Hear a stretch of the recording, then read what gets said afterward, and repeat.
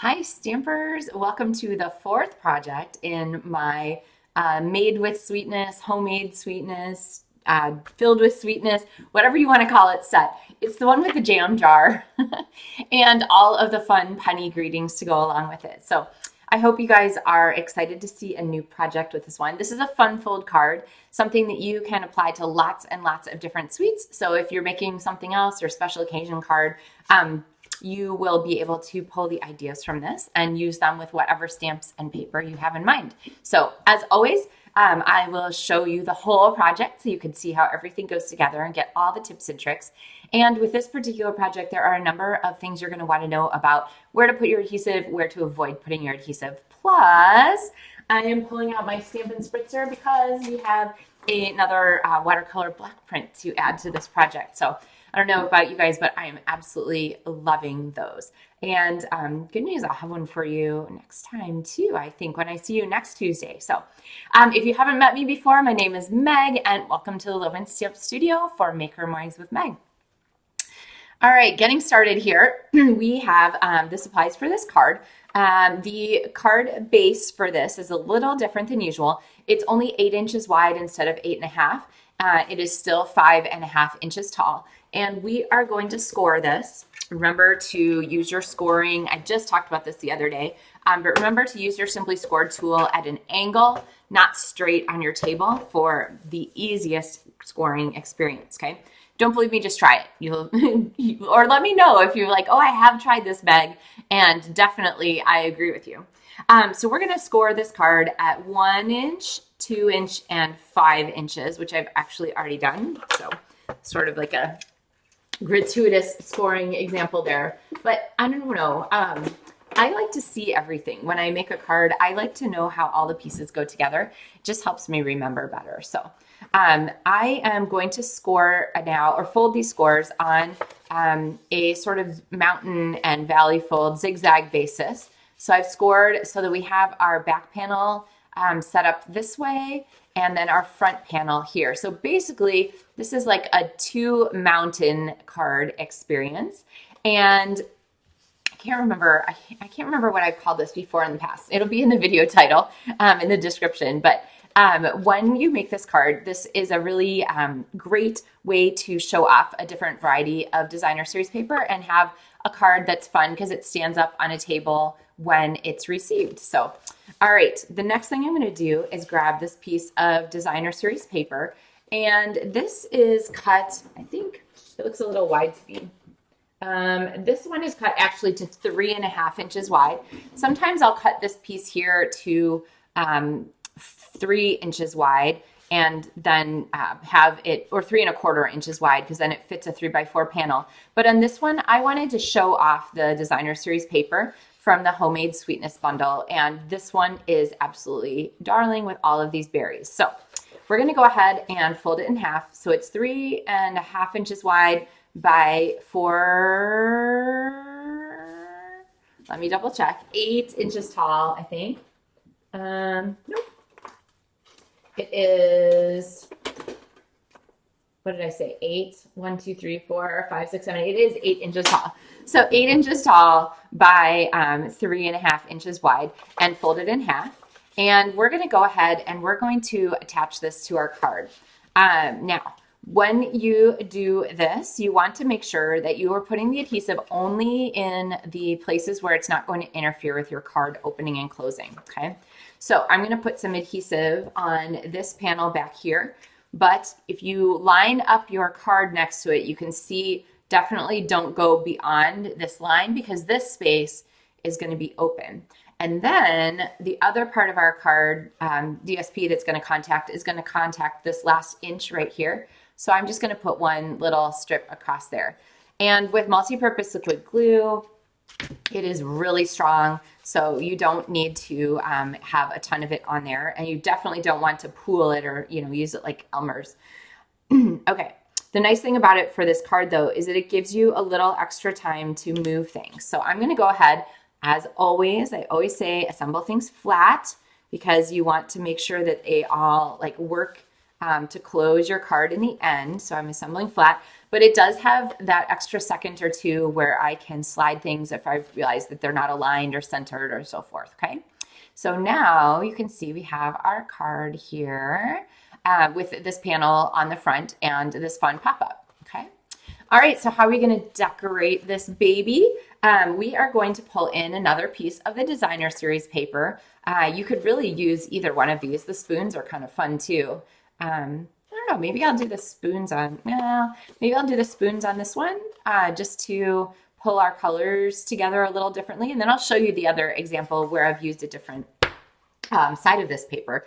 But this cardstock, or this DSP, is 2 3/4 inches tall by 5.5 inches wide because I want it to span this whole background here.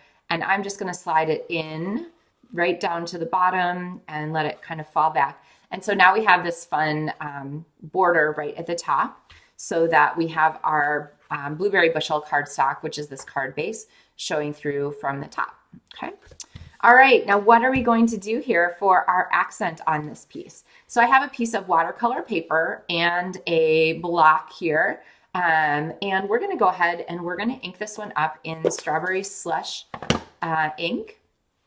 And let's see, that should be plenty.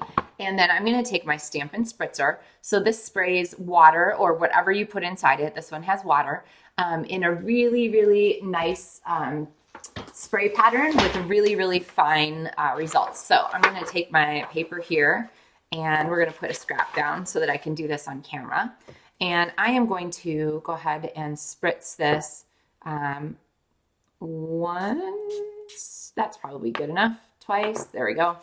And I'm going to lay down my paper here. You can see how much water there is, quite a bit. And I'm going to press this down onto our watercolor paper. Now, I always say to have a tissue handy.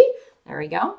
And so what I'm going to do is open this and just blot any extra moisture there from the end where it falls. Okay. So watercolor block print is a really fun technique for adding extra color to a background, especially, or a paper that you want to have be part of your project, but you don't necessarily want just a whole flat, layer of Strawberry Slush cardstock on there. So this gives us a little bit more variation, a little more interest. And through the magic of television, I have one that is already dried. So you want to make sure that you dry this before you go on to the next step, because you want this to be really, you don't want your next stamping to bleed at all. Okay, so I've got my stamp here and I have our Filled with Sweetness set, and I've got You're the Sweetest on here, which I think is a darling greeting and can be used for lots of occasions. So let me grab this and pop it on. And then we're going to go ahead and die cut. And I just realized I think I'm a little bit off the edge here on this, but well, we'll see. It'll be fine. No, I really want to ink all the way over there. So we're gonna add just a little more here. So I've got my block here and I'm spritzing it off screen so I don't have to bring my water back. And I'm going to just layer just a little bit more color over there. Okay. All right. There we go. We'll give that a second to dry.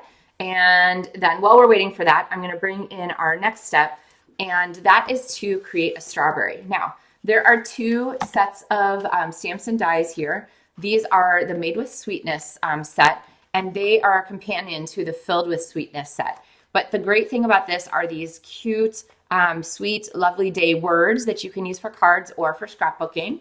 And then there are all of these amazing dies, including these layering dies for the strawberries. So we have the little strawberry topper and then the background and the dotted part. There's a peach, there's a citrus fruit, there's a berry, raspberries, blackberries. I think these are maybe like little, they match the bees and the ladybugs here from the stamp set. And there's a little circle, the cherry, lots of great options here. So we're going to use these for the strawberry die cut. So through the magic of television, I have those here. And I'm going to go ahead and I'm just going to flick this a little bit to get the extra pieces out. and add my glue here to the back, just enough in between, and I'm going to line these up. So we have our strawberry with its open holes, and then our strawberry with its secret C holes that are a really fun match, and a little bit of glue at the top to add our strawberry top. Okay, so you can make all kinds of cute little fruit accents, but let's go ahead and take this back. We're going to go do our die cutting now. So join me for this moment.